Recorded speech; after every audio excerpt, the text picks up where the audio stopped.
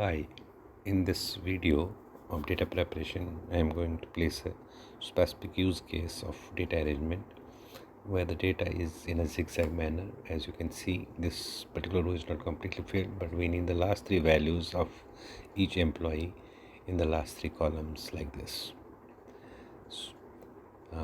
As you can see from the next slide that we have these values 215, 154.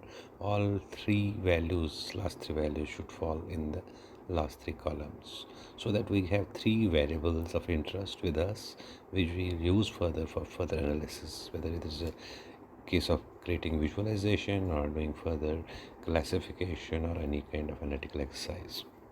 So we'll take the data in the Excel. As you can see here, we have the data from 2010 to 2017 of various employees, and these are the ratings. So this employee is still working because we are taking 2017 as the last year. However, the next employee has left in 2015 because the data ranking after this year is not available to us. So similarly, this employee which has appeared from here has joined in 2012, and this one has again joined in the same year. So we select this entire data range over here, and what we do is we go to the sort option, and in the sort, by default the choice is normally from bottom to the up, and we will use a specific option as you see here in the options, which is left to the right, which is at the bottom.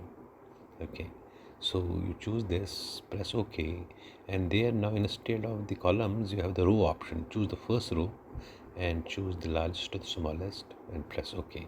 So what will happen, because the years are arranged in a particular order in the numbers, so it will just reverse the years, and accordingly the data will get reversed. So our job is now to really shift this entire data and the rankings towards the left side. So that is quite possible because we can use the go to special and indicate these particular blank areas as blanks. Okay, and then we will delete it. It will give us a choice that we want to shift the cells to the left, and if you press OK, so all the cells are shifted to the left. Now we have these last three columns which are actually the last 3 years of ranking of each employee. So the next job is to now again reverse it.